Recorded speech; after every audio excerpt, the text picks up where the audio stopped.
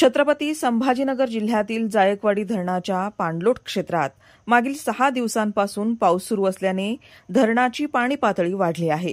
जायकवाडी धरणाचे सायंकाळचे अपडेट्स आले असून सध्या जायकवाडी धरणात किती क्युसेकने पाणी जमा होत आहे हे आपण या व्हिडिओच्या माध्यमातून पाहूयात। पण त्याआधी आपण जर आमच्या हॅलो बळीराजा या चॅनलला सबस्क्राइब केलं नसेल तर नक्की सबस्क्राइब करा, जेणेकरून आमचे अपडेट्स तुम्हाला लवकर मिळतील। तर आता वळूयात सविस्तर बातमीकडे। जायकवाडी धरणाबाबत एक आनंदाची बातमी।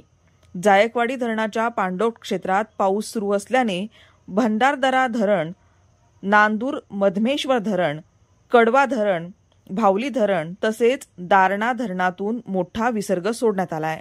त्यामुळे जायकवाडी धरणाच्या पाणी पातळीत सकाळपर्यंत झपाट्यानं वाढ होण्याची शक्यता आहे।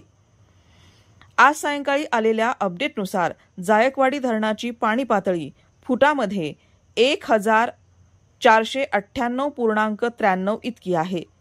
तर जायकवाडी धरणात एकूण पाणीसाठा 957.756 दशलक्ष घनमीटर इतका झाला आहे। तर यातील उपयुक्त पाणीसाठा हा 219.65 दशलक्ष घनमीटर इतका आहे। सध्या जायकवाडी धरणात 3694 क्युसेकने पाणी जमा होत आहे। तर आज सकाळच्या तुलनेत आवकमध्ये घट आहे। जायकवाडी धरण सध्या 10.12% इतकं भरलं आहे।